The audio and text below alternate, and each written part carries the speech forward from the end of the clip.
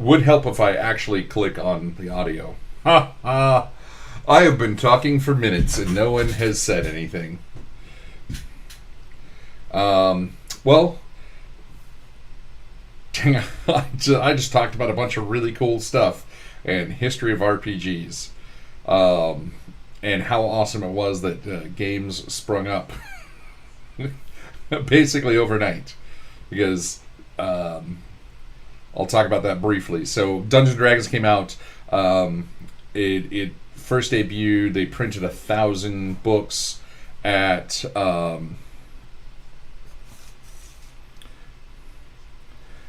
they printed 1,000 books, or 1,000 copies of the original white box, which was actually a wood grain box, at the Gen Con in 1974. And in 1975, you had Tunnels and Trolls, and then TSR had put out Empire of the Petal Throne, which used a lot of the D&D rules, all kinds of stuff. So I mean, when in here it says, hey, talks about how the original edition of Dungeons and Dragons spawned an industry overnight. I mean, think about how slow the industry and information moved in the 70s. Because in 1974 they released the game. 1977 they released the basic edition Holmes box, and then also that was the year they released the Monster Manual for Advanced Dungeons and Dragons. And then 78 they released Player's Handbook. 79 they released the Dungeon Master's Guide. It took them 3 years to release the 3 core books for AD&D. Couldn't get away with doing that in nowadays. I mean, there's people wanting more and more just being shoved into one book. And people talk about, the release schedules. I mean, the release schedules are nothing compared to now, or release schedules are insane now compared to what they used to be. No matter, I mean, even if you're releasing one book a quarter, you're insane compared to what it was in the 70s. Well, I mean, kind of, because in the original edition of D&D, you started off with 3 books in the box set, and then in 74, 75, 76, there were 6 more books, and they were all zine form, so they were much smaller. So it was a very fast start. By the end of the 70s, you probably had 100 different RPGs out there, from tiny little companies to companies that were making hundreds of thousands of dollars, which off of a fledgling industry. I mean, most people don't realize that tabletop RPGs are actually younger than arcade games. Pong was out prior to role-playing games. Where did my mouse go? What year did Pong release?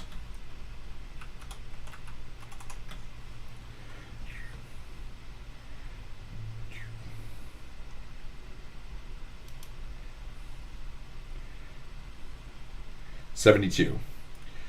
Yeah, the original release of Pong was 2 years ahead of D&D. So then this book breaks down kind of how RPGs have evolved over the decades. So next year will be the 50th anniversary of D&D. So it's the 50th anniversary of the industry, and very intriguing to see where it's come and how much people are kind of pushing back to some of that old school as well. Like, you look at the OSR, old school renaissance, that has popped up as of late. There's a lot of people that are wanting to go back to those older games. They're just cleaning them up and make them easy to read, because early in an industry, there's a lot of confusion on how to put something together. And we've got a lot of industry standards that we do now, and people are able to go back and clean up some of these older games and make them more digestible by the masses, versus a handful of people that are being explained the rules by the game designers. So I think this will be a pretty cool book to look through and see somebody's take on how the industry's changed over the years. It has been a wild ride. I've lived most of it through most of my life. Let's see. We're gonna look at some new books that have hit the market. Let's see. Cults of RuneQuest. So Chaosium just released this a couple days ago. This is the gods and demigods of RuneQuest. So if you play RuneQuest or you want to know more about the gods and everything in that world, this is a book in your you should pick up. Villains and Villagers. This is just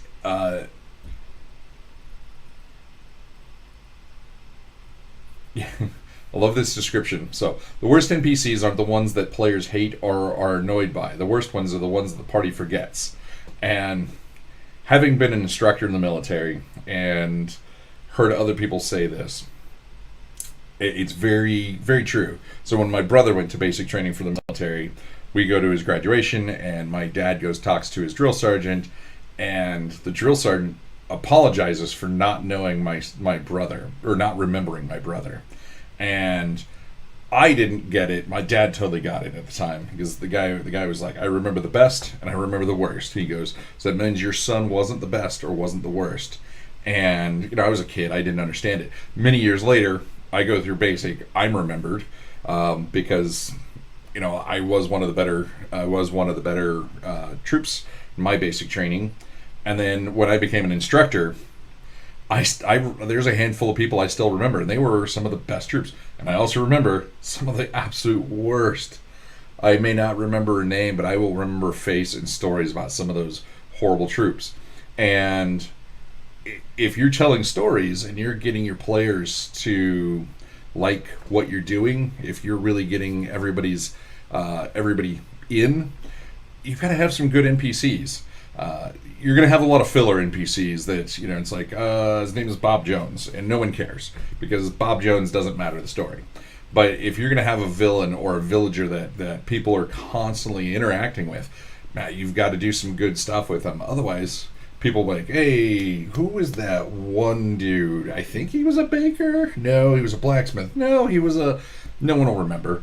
And you've fallen on your face at that point if you have introduced important characters in your game and the players don't remember them.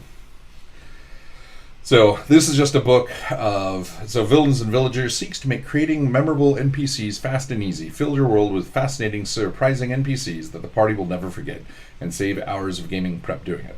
And so it's got 29 pre-made NPCs, and then guides of how to make better, memorable NPCs.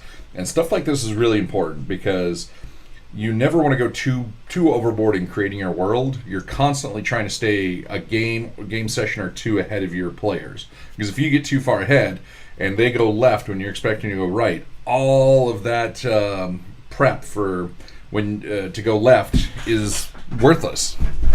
So only stay a couple of game sessions ahead, and stuff like this will help you do that quickly. Demon Dog. So this is from Nightfall Games. It's based on Mörk Borg, so it's going to be quick and easy. We've been trying to play Pirate Borg on the stream. We've not been very successful. It's not that we suck at the game. It's just we're adults and all have jobs. So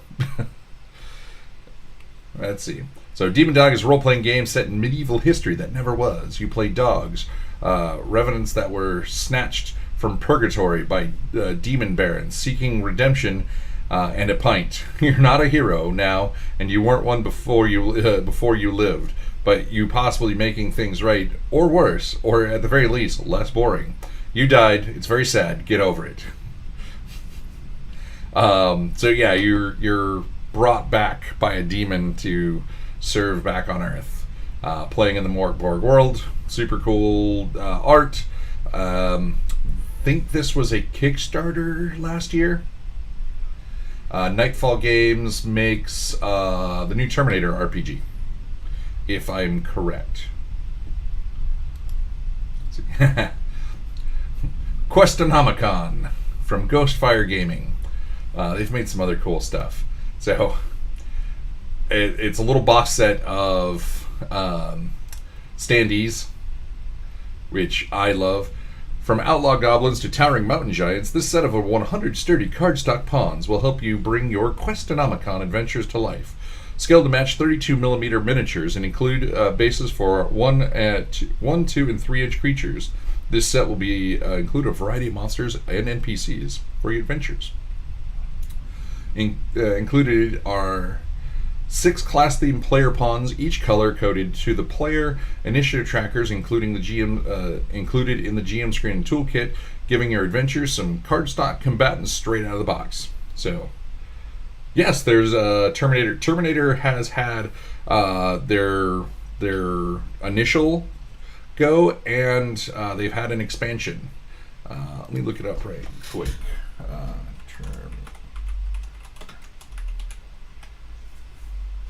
Yep, Nightfall Games. Hey, I was right.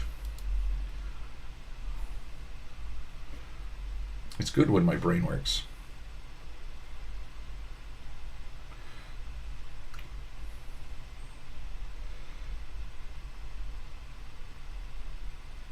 And, the dice are on my desk downstairs still. Nope, Terminator's not on my desk. I've looked through it a little bit. We've taken the core rulebook with us a few places, and we should be getting some of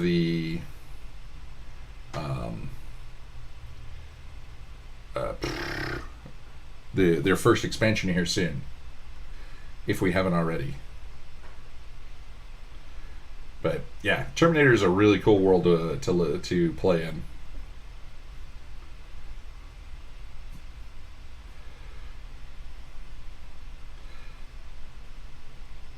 So Terminator RPG features the Nightfall Games S5S system, first seen in Slay Industries 2nd Edition. The S5S is a D10-based rules system at its core. This game uses a pool of dice, 1 success die, and 5 skill dice per player. The more skilled your character is at the task being attempted, the more likely you are to succeed, and succeed big. It's not horribly expensive. Yeah, T2 Judgment Day is that one just went on Kickstarter, I believe. Let's see if they have the.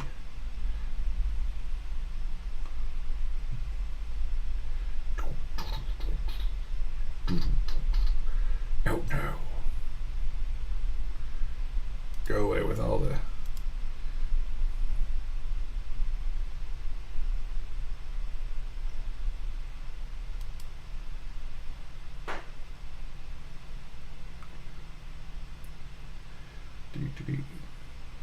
Let's see. The quick start guide is so you can get the collector's rulebook, which is pretty cool looking. We've got this. Oh, it's out of stock. Never mind. 40 pounds because they are a British. Ooh, that's a cool white cover. And then the campaign book is 30 pounds, and the GM screen is 25 pounds. So.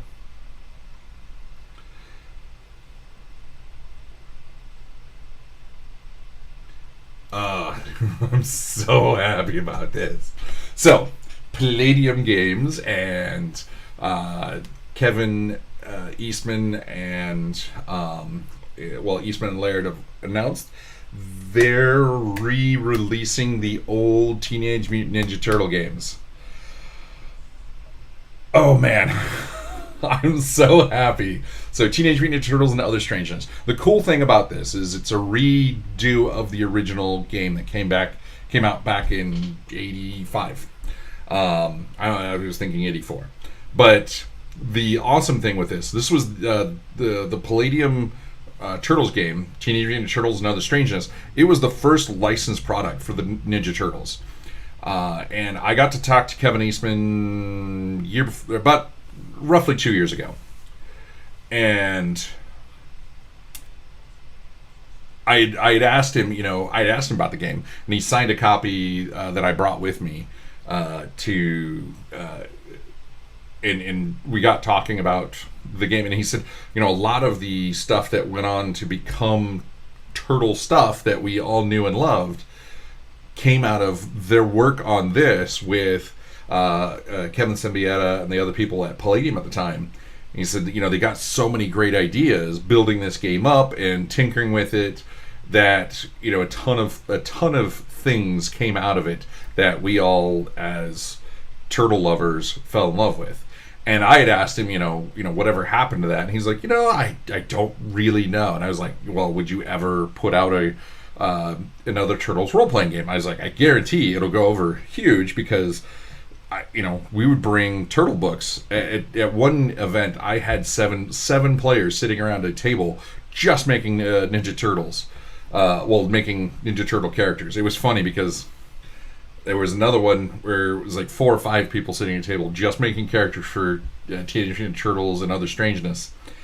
And it was nice and quiet. We were in our own little closed off room, and there were a bunch of people playing, and they GMs were like drawing their players in, like really everything was getting kind of intense and quiet in the room, and just out of nowhere it's like, damn it, I'm a hamster, just as loud as could be. The entire room was like, looks over. Yeah, the guy had rolled up and ended up being it gave him a choice for like hamster or gerbil, but it doesn't matter. He was, he was a small household pet rodent, and he was just so frustrated. And then the funnier part was probably about 4 or 5 months after that, I was talking to Kevin Sembieta and asked kind of what happened, and said, had he'd ever thought about, reaching out and seeing if they could get the rights to it. And here we are, 18 months, 2 years, between a year and a half, 2 years later, getting an announcement that on Halloween they're launching the Kickstarter for this. Oh, now I'll be right there in line because I love the Turtles. Convinced my family to carry it in the bookstore comic book store when I was a kid.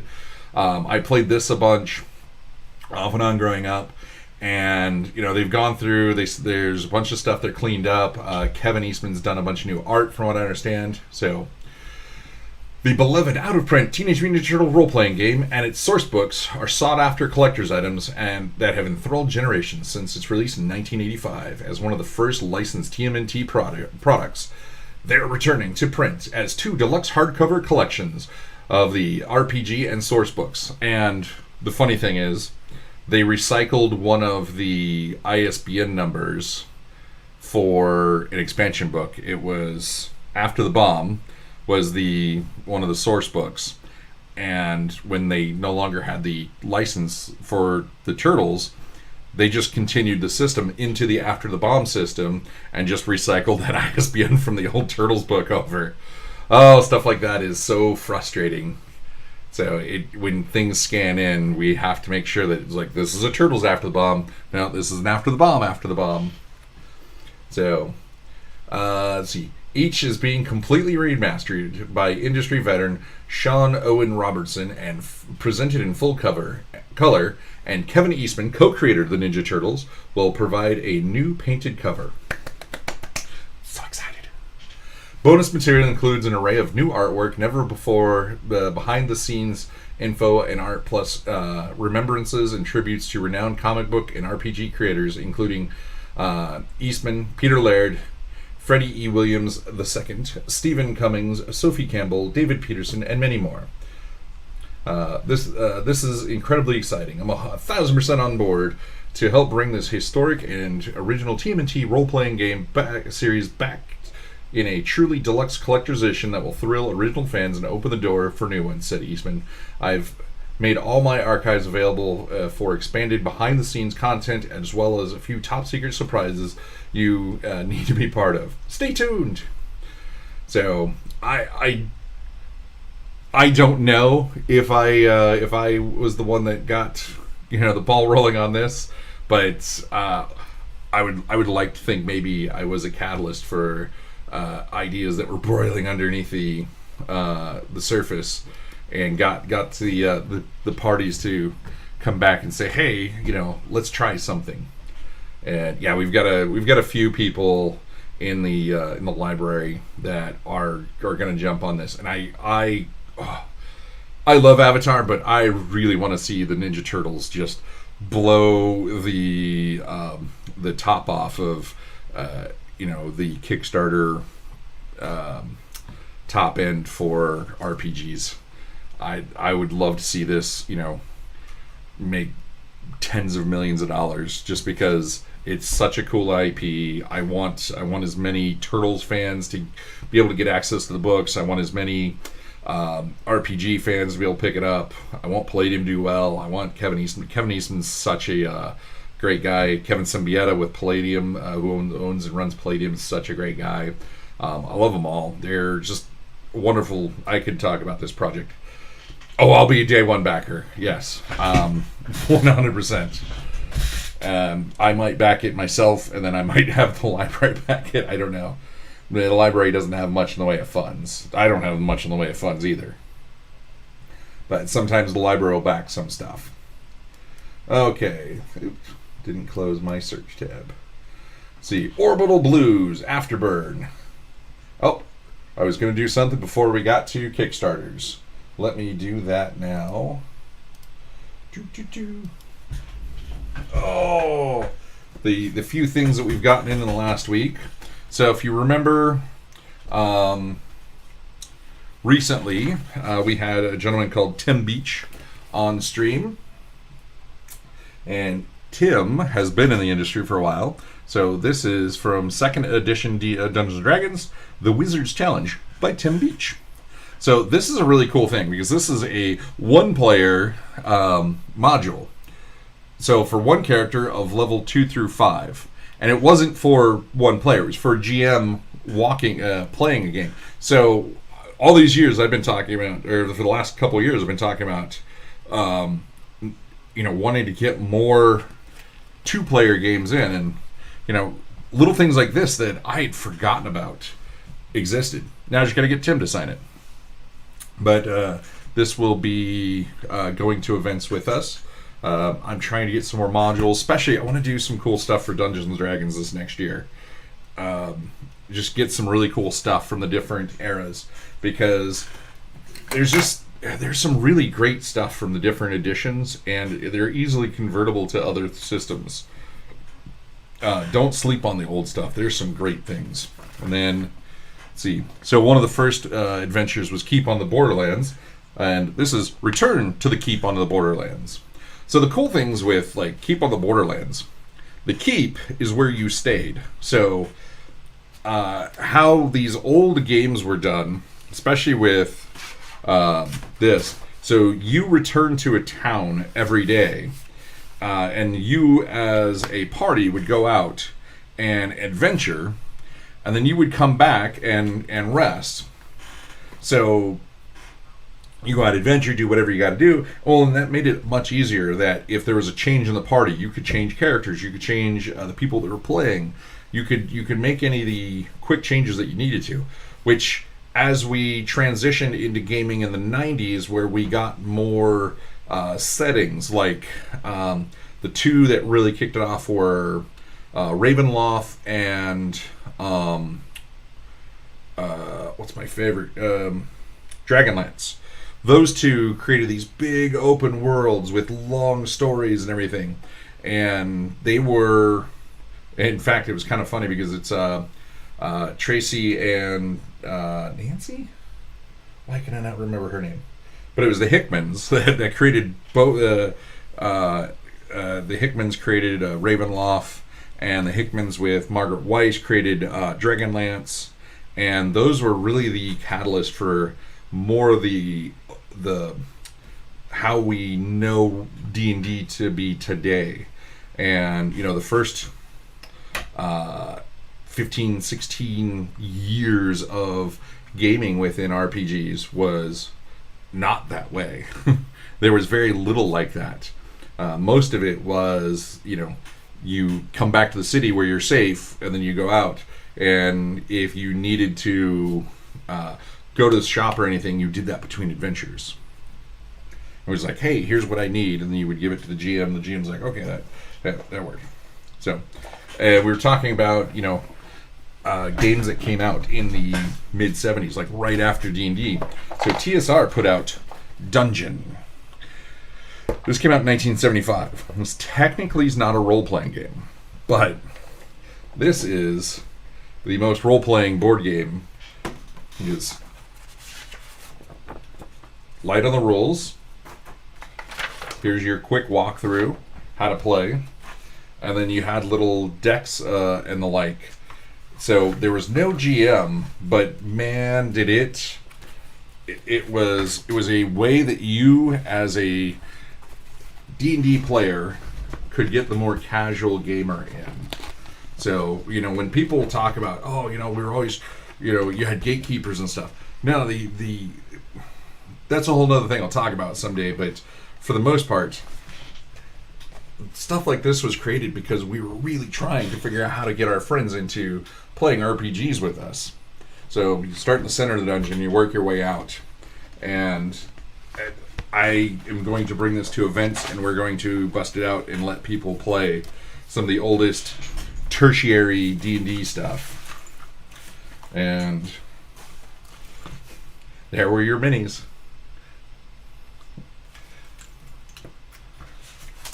And like zero edition D&D, it just uses D6s. Yes, the original D&D just used a D6. So your attack, your everything, your damage, an axe, a hammer, a dagger, a broadsword, a staff, all did D6 damage. Take a monthly trip with the Time Machine, the Dragon magazine. Nice. And what I love about when we get stuff like this, there's old notes in here. Oh, this is so good. Prizes for 1st through 6th level. Monsters. Oh, God, I love stuff like this. Little time capsules. I lost a little card. Downside to a game like this is just so much little fiddly stuff. Now I need the baggies and the like. That's going to take a while to put back in, so you're just going to go over there for now. That's a lot of just little stuff. That's a lot of stuff. Oh, man.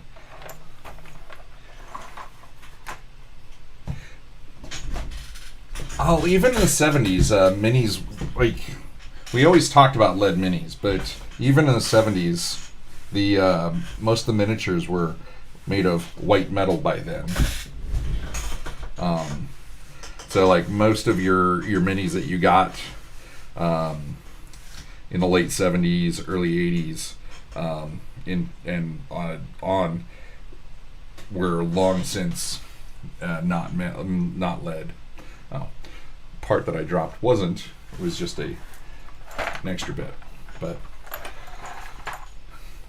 so I love the idea of lead minis, but we never really did have them in games. As a Gen X, maybe as an early Gen Xer, they had games with lead stuff in them, but for the most part, we had white metal, which was what is it typically made of? I can't remember now. It's not important. Okay, let's look at some Kickstarters and other crowdfunding choices. So, this is Orbital Blues Afterburn, a series of new books, adventures, and merchandise for Orbital Blues, an RPG about sad space cowboys. Hang on.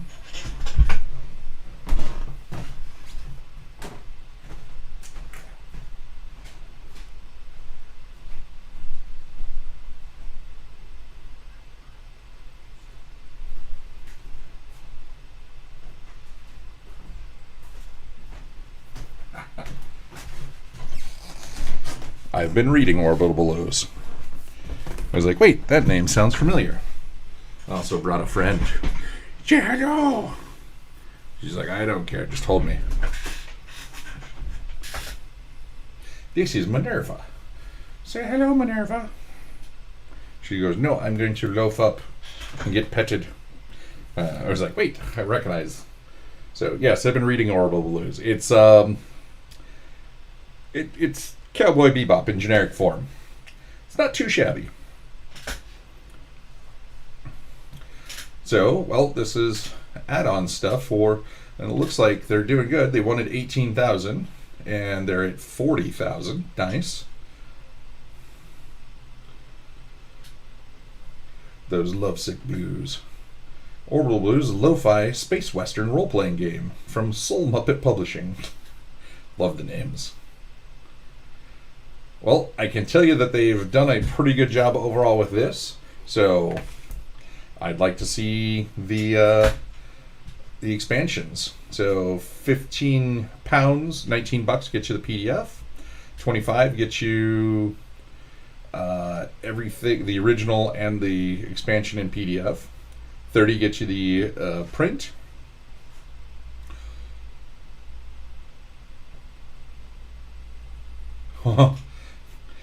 Rogue Anthems VHS box collection. So $37 gets you a collection of adventures from 5 guest writers, all contained in VHS case. That's cool.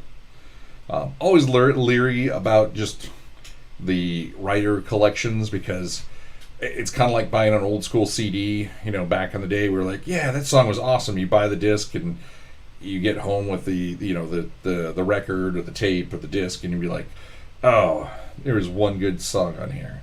Sometimes these anthems where you have a bunch of different authors, you'll get like one really awesome one and some others that are varying quality. D&D's done that with some of their books lately, where they get a bunch of guest authors in, and they really, like, one really great one and a bunch of other ones that are like, oh yeah, they're in the book too. And let's see, $61 gets you both the books in print. $67 gets you the first Orbital Blues expansion Afterburner in hardcover, plus an adventure collection of the so gets you the Afterburner and the DVD or the VHS box collection. And then $122 gets you the expansion in hardcover, plus the adventure box set in VHS, a slipcase set of 5 Orbital Blues softcover adventures, release digital plus all star. Oh, so you get 5 more softcover books. So $122 you get. I don't know if that one comes with the standard book as well. 147 million credit bounty.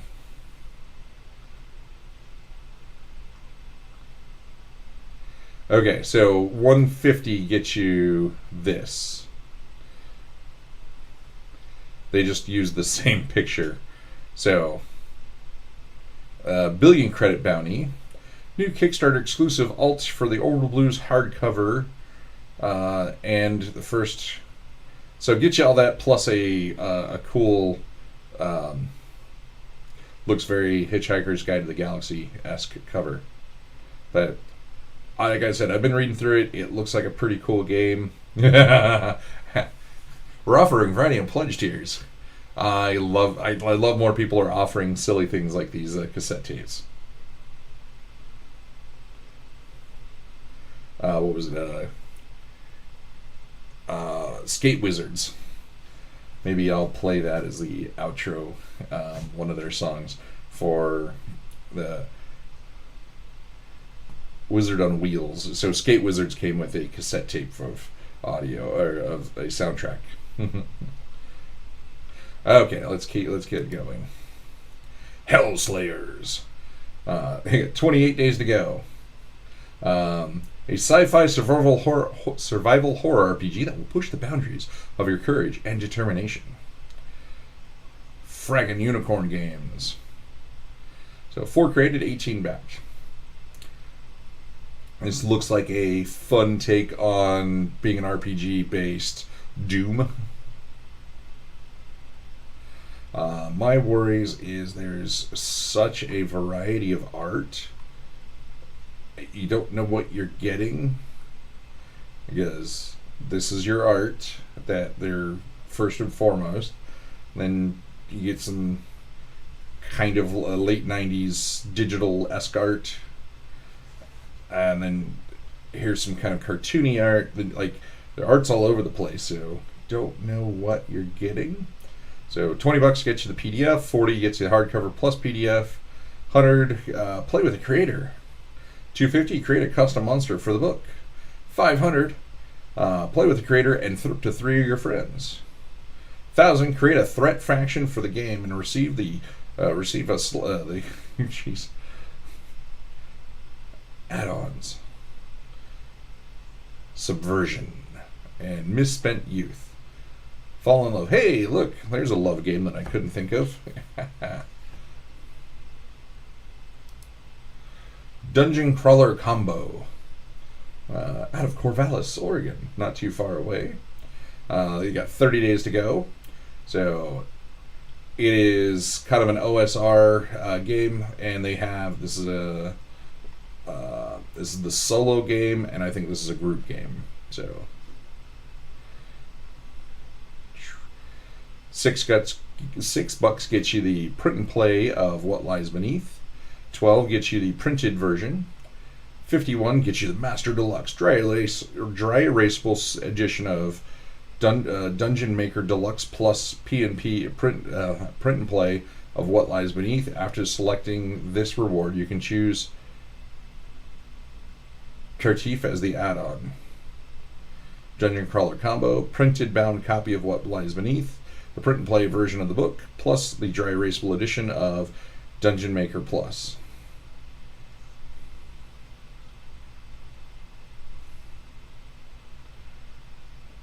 I don't see much on the Dungeon Maker Plus. I actually want to see more of that.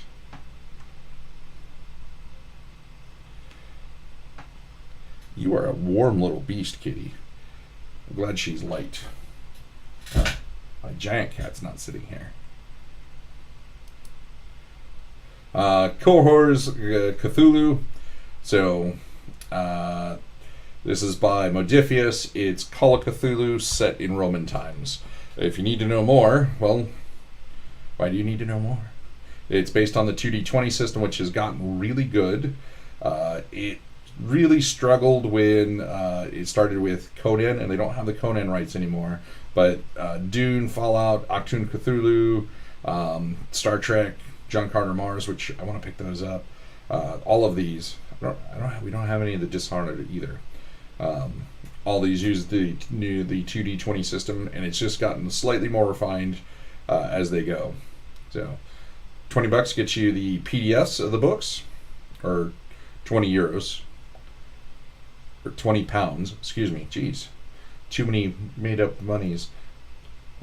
25 pounds gets you the PDF and the player's handbook.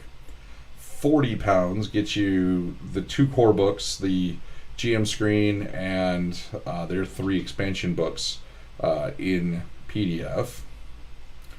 60 pounds get you all that plus the STLs. 70 pounds gets you the core books and then all of the other stuff in PDF. 125 pounds gets you almost all of it in print, except for the Lorium. And you still get STLs. Plus you get dice. 300 pounds. You get the collector's edition of all that stuff. And all kinds of more tokens and more, and then you get printed versions of stuff. So I would like to back this, but we just can't afford it. Forget the Tavern. 100 one-page creative hooks for meeting anywhere else for D&D.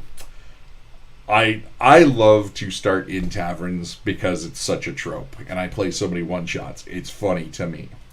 Now, I 100% suggest stuff like this if you want to get out of the taverns. Oh.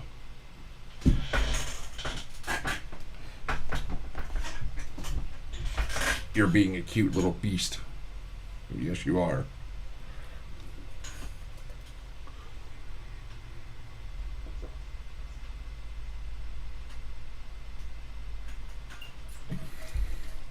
Anything that can give you the plot hooks to get going and doing something else. I actually was just talking to somebody I was looking through. They're getting ready to put out a book of plot hooks, and I love it. I gave a few suggestions to clean some things up, or change names, or careful with repetitive words, stuff like that. But I love books that give you the plot hooks and stuff for you to build your own story on. Because that way you're not playing the same game as everybody else. You're playing your own game. So little things like this are awesome. So $5 Australian gets you the PDF. It's $4 American. DM's edition. DM's guide with 100 unit. Secure your core PDF packed with 100.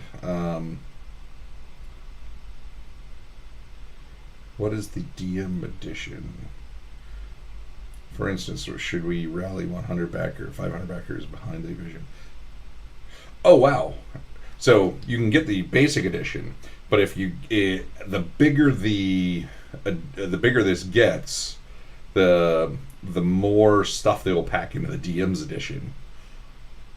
This isn't just a campaign; it's a continually unfolding narrative adventure. My aspiration is to create a bound with a passionate community. For every new supporter that joins me, I, Jane, will craft an additional hook. For instance, if we rally 500 backers behind this vision, the DM's edition will flourish to include 600 hooks in total. So they're already got 43 on there, so that's 43 more things. So it's almost 50% bigger than the base book. That's a cool idea. Those are all gone because that was day one.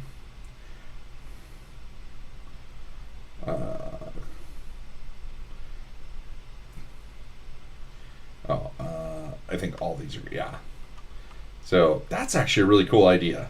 So the more people that sign on to the DM's edition, it is more expensive because the base one is $5 or $4 US, and this one's $20 US. But the more people that buy into this one, the more stuff. That is a super cool idea. I have to give hats off. That is a really neat idea. I dig it. Oh, let's see if because how many people. Oh, so they're at over 70 people that are into the DM's edition.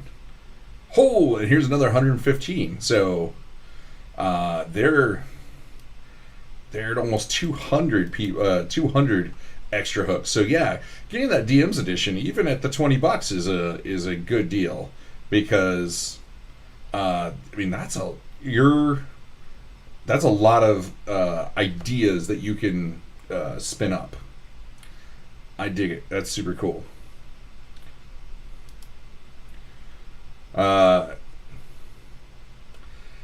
Gamalatic Adventure Future Warrior World Book. Post-apocalyptic setting for the Fast Core RPG. Fast is a pretty cool system. Yeah, if you can see, they've created a bunch. Scott has been very prolific. It's basically a ripoff of OSR. I like that. So the Fast system is actually really cool, and this is their Galmatic Age Future Warrior World Book 1.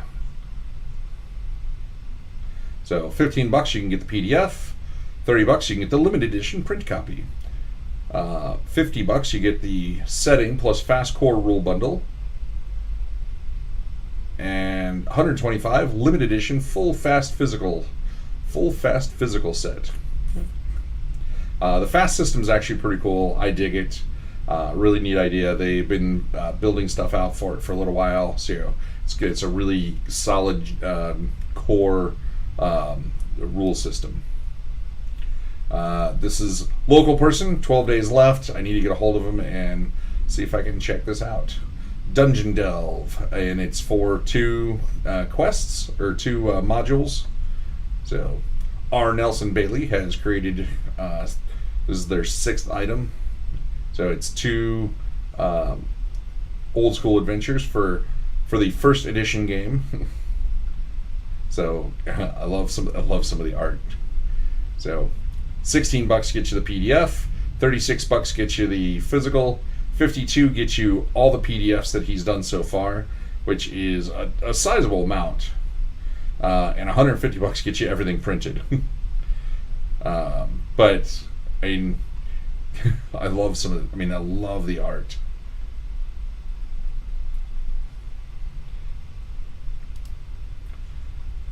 Morticians RPG Crossroads, an introduction, and the introductory undertaking, an adrenaline pumping, fist bumping, belly laughing, zombie hacking tabletop RPG encounter box. So this is their first created. Coxon Media. So it is a fun little game where you're beating up zombies. Who are the Morticians? The light of humanity is difficult to extinguish, and from the darkness, hope sprang forth. They called themselves Morticians, champions of life. They marched forward to cleanse the land of zombies and put the undead to their final rest. So, $19 gets you the PDF version, $45 gets you the box set, $59 gets you both, and a retailer set, and for $149 you can get the collector's edition, plus art, all signed and numbered. And the early bird is all gone. How far along? They got 13 days to go. They're out of Fresno, California. They're not too far off. We'll keep an eye on them. What's going on there, one? Oh, you purring. Friend of the library is just up the road. I'll have to get him to come on and chat about this. I actually contributed to the original Cyber Rats through through his Kickstarter.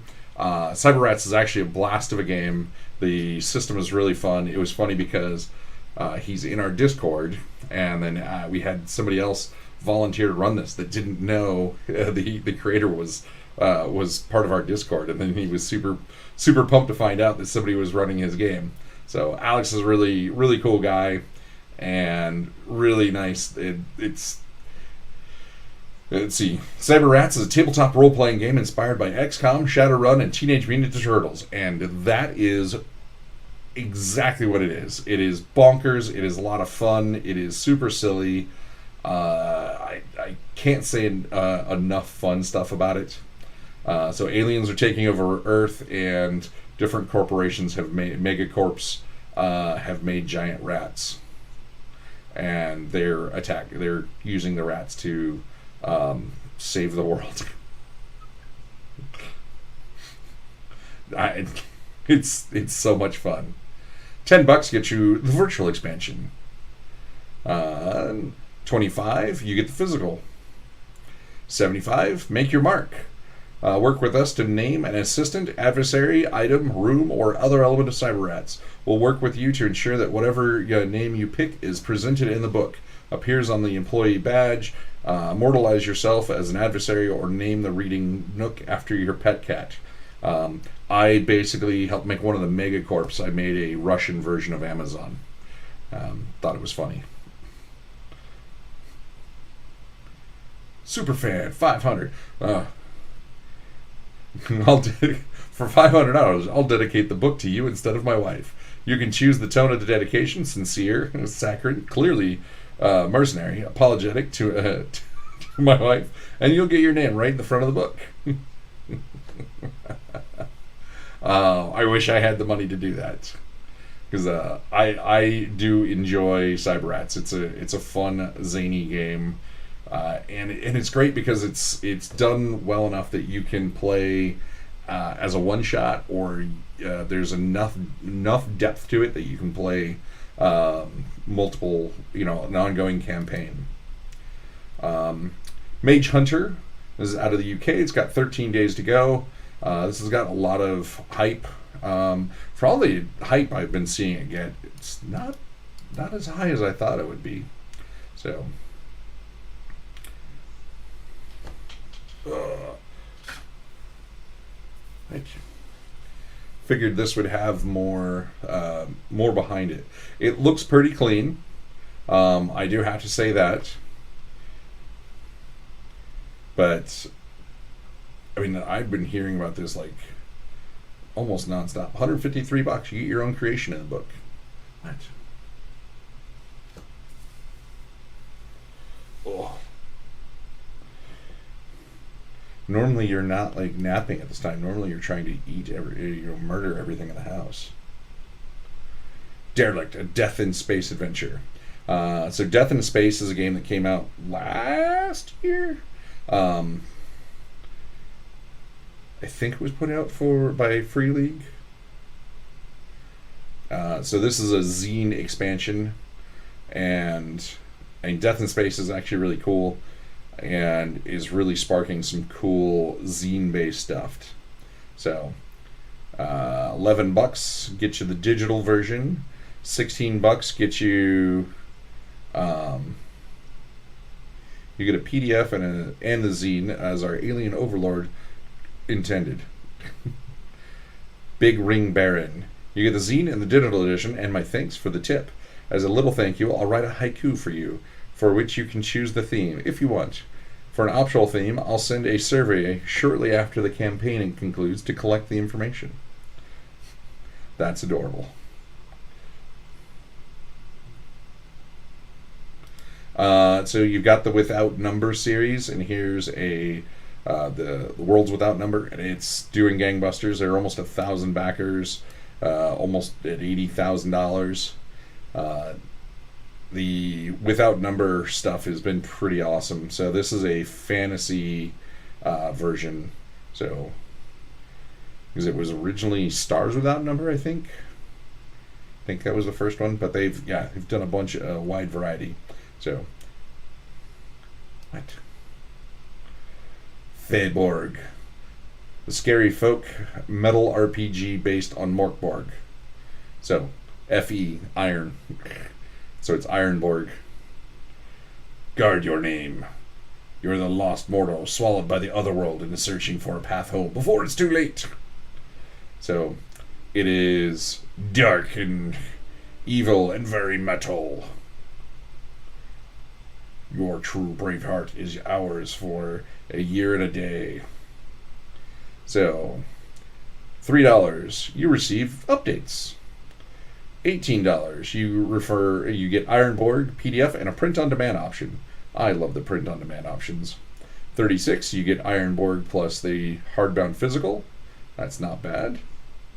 $66, for those uniquely committed to telling the world about Fae the world Fae are terrifying. Support Ironborg at this tier and get your true name, a name of your choosing, written in the book for eternity, as well as having your copy signed by the Drakes. The Wild Hunt, $222. And you can sit down and play with them.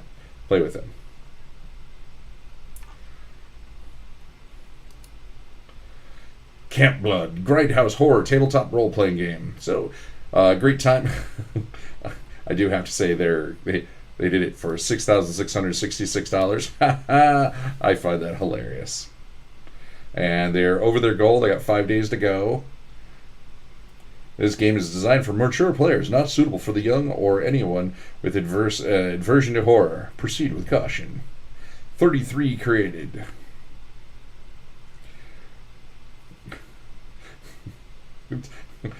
Not appropriate for children.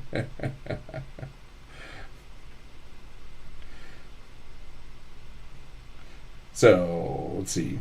$19 gets you the PDF. $34 gets you a print on demand. $49 gets you the core book in print plus PDF. $79 gets you the core book plus expansion print and PDF. So they've already got a spare expansion. Bloody Appalachia. You're not welcome here. All in. Ow! Those are claws, little one. Ow! Ow!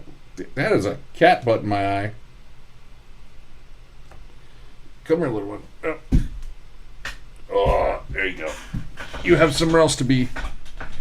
Oh, you just want to sit on the floor and stare at me now. Maybe she's just mad that I didn't. I look down at the screen and I see a cat sticking her butt in my face.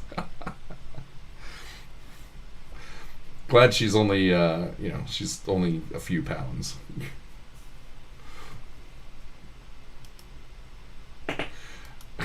So this one, they got 190 backers. Cocaine Owlbear. An ill-advised Honey Heist hack. So it's a one-page RPG based on Honey Heist. If you've played Honey Heist, but it's it's being silly. $2 gets you the PDF copy.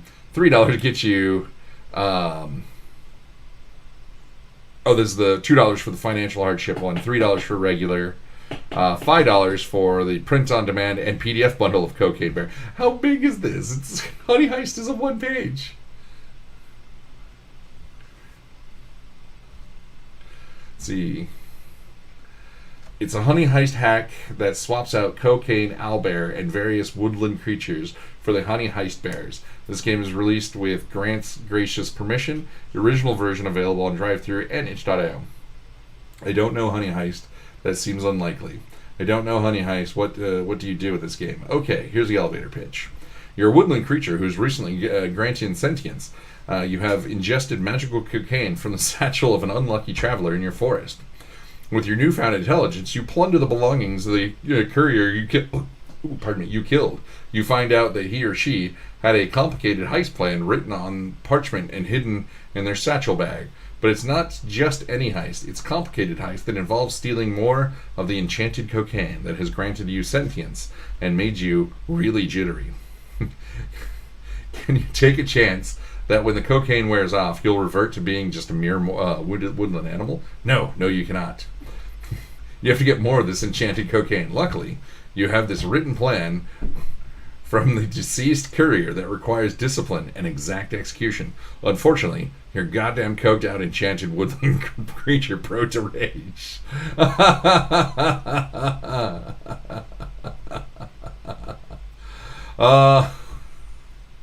I love this. Owlbear. Owlbear skills. Ferocious hugs. Woodland creature cocaine. When the plan goes badly, you have a flashback. Moved at one point of cocaine to woodland creature. Cocaine. When the plan goes well, or you do a line of blow, move a point from woodland creature to cocaine. Goose. Honking havoc is his skill. Raven. Flawless mimicry. Possum. Master of deception. Parliament of Owls. Screeching scratching. Oh my god. There's spells. They've expanded. Oh, this is just horrible. I love this. Oh my god. I'm gonna have to. I absolutely have to back this. This is hilarious. Owlbears are one of my favorite things in fantasy RPGs. Owlbears and bugbears. Don't know why I love those two things, but absolutely do. And I've always loved the Cocaine Bear story. I've known about it for years. In fact, I enjoyed the Cocaine Bear movie, even though it took the loosest of. It took the idea that a bear got into cocaine and went an entirely different direction with that story. I would have liked it more without the gangsters. I don't think the gangsters really added much to that. Swords of Nistria. This one's cranking along. They want 12,000. It's from it's out of a group out of Oregon. Tactical RPG video game inspired by SNES era of Fire Emblem games. Lead your army to victory in high fantasy, the world of Nistria. Looks cool, but I think they're just starting off wanting just trying to go a little too far. So, fingers crossed. And the funny thing is, it is a digital thing, so it is going to require more funding because they're wanting to release this onto multiple systems. So it's it's an RPG. Um, it's an RPG done more in tabletop style than in like modern video game RPG style. So I thought it was kind of cool. Reverend Werewolf, here to tell you about the all new scary Scream Zine. So, Reverend Werewolf's old timey Monster Mania Family Hour, an all new Halloween themed horror zine for use in horror, modern, and fantasy RPGs. They're over their mark. They've got 5 days left. Out of DC, I didn't think anything good came out of DC. I lived there once.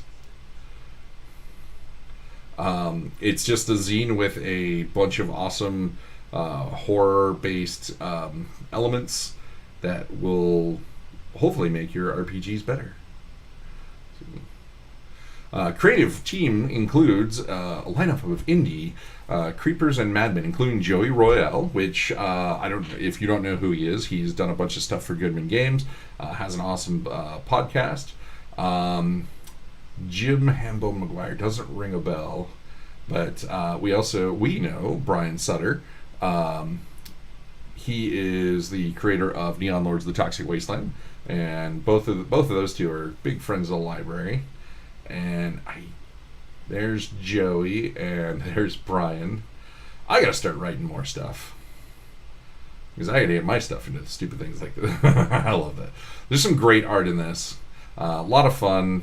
There's a lot of people that are in this that have done a lot of cool stuff with the library, and who doesn't want more horror stuff in their life? That reminds me. I got to contact horror RPG horror convention. Okay, so we're getting to Humble Bundle. So this has 16 days left. So if you like Vampire the Masquerade, this is basically running to the end of the month. $40 gets you 24 items, and 3 of those are physical. This is a card game for 4 physical items, excuse me. This is a card game for Vampire the Masquerade. Then you get the core rulebook, you get Hunter the Reckoning. So this is the vampire book is for running vampires. They just released the werewolf book that's not in this. It's playing werewolves. The Hunter book is for playing humans that you're hunting vampires. And then all of these awesome books for Chicago, for the different cults within. There's London. Just tons and tons of stuff for the new vampire game. And I mean, it's a great way to get into this. If you want to get into Vampire the Masquerade, this is a great way to do this. And then this, I was just clicking around. This was listed under software bundle. So $25 gets you the STLs for all of these. And some of these are gorgeous minis. So you can get a ton of... I was hoping for a larger version of this. I'm always looking for minis to print out to give to people. So we may back this. I mean, these are really, really well made. I love these. A lot of places that are making STLs and stuff, they don't actually make little ones like this. They're like, they want to make cool minis. Dead Adventurers. Tons and tons of cool stuff. Oh, there's the Shattered Crown rulebook. There's a game intermixed amongst all this. Crocodile God, there's a dragon. There's a barbarian on a wyvern. Barbarian on a dragon head. Lion warrior. He'll never tell you the truth. He's lying. Yeah, I know. Bad puns. Okay. I mean, they're just still going. Hey, look. Oh, geez. Dead Pirates of the Dread Sea rulebook. So, yeah, more rulebooks, even in amongst all the STLs. And they just keep going. Ooh, a gelatinous cube. I need to get a 3D print of our mascot Uzi. And we're to our last stop. So, Colt. So Colt originally came out in Sweden in the 80s. It was brought out by Steve Jackson Games to the U.S. in the 90s. And you can get into Colt.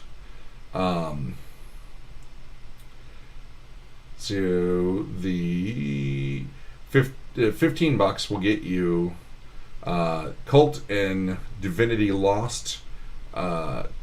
Colt Divinity Lost core rulebook. So this is Colt 4th edition. These are the current. I think this is the current edition, and I know that they're working on a new edition. So there's the Colt GM screen and the Colt reference deck. And then if you go up to $25.70, you get all those plus the Black Madonna, Terratokum and Other Tales, and the Colt Tarot cards. So, and then here's Colt Secrets and Whispers. So $20, you get Colt and then Colt Beyond Darkness and Madness, Colt Labyrinth and Secret Chambers,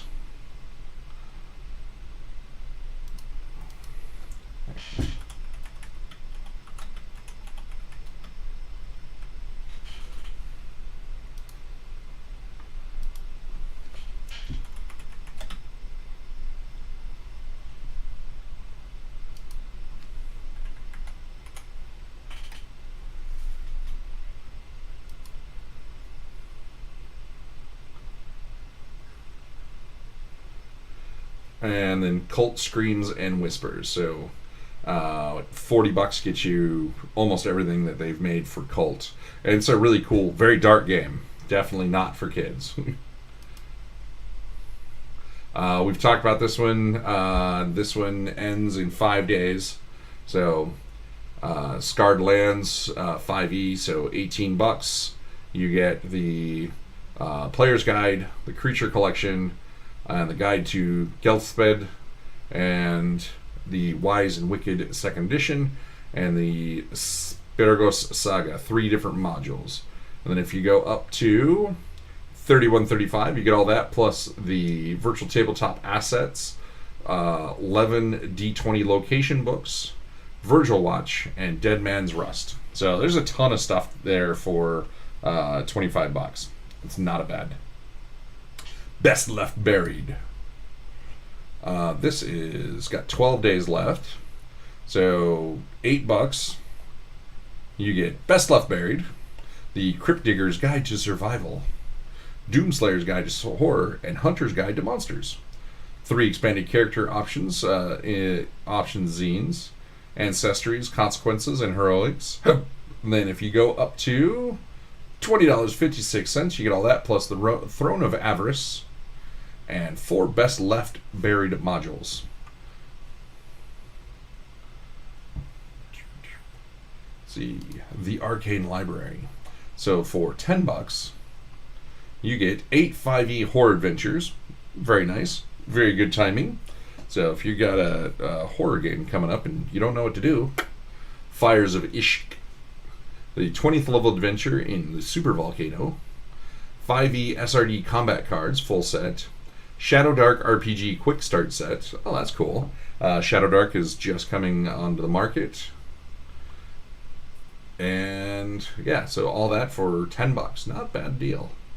Ellen Dathrow's Tale of Terror. So $8 gets you. Is this just books? I think these are just books. So a variety of books. So $25.74 will get you a bunch of books to read and hopefully get you going the right direction in some fun games. And the Novel Writing Game Tools of 2023. So $10. This one's been up and on a couple times this year. So this one's got 14 days left. $10 gets you Alone on a Journey, 7 Wonders. We've got the physical version of this. Apothecaria Shimmerstone Valley, recipe for the Kimadish paper. Then if you go up to $20.38, you get all that plus The Slow Knife, Curse of the House of Rookwood, Not a Demon. If you look like that, you're a demon. And A Bleak Spirit. So these are all one-player games, solo games. So they're the novel writing game tools. So it helps you write out a bigger, better story. So, well, that takes us to the end of the evening. Thank you all for tuning in, and we're going to try to get everything back on track. Let me know. Send us a message on one of the social medias if you like us doing this on Wednesday instead of Monday. Is this a better day for everyone? Hey, we got a helicopter coming overhead. That's what I get for living near a military base. So, until next time. Oh, I was going to play a song on the way out. Oh, I know. Oh, hang on. Let me look this up. Let's see.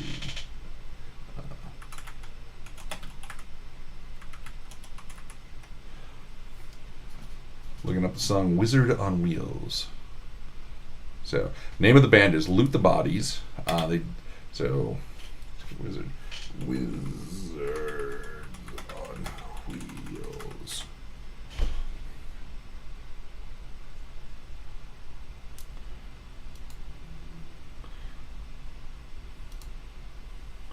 So, until next time, the library is now closed, and we will go out listening to some Loot the Body, and I definitely suggest people check these guys out. Check out Loot the Body. Check out the role-playing game Skate Wizards. It's a silly, fun game, and this is off the soundtrack for that role-playing game. And we'll play this for a bit as we say goodnight. The library is now closed. Let's try that again.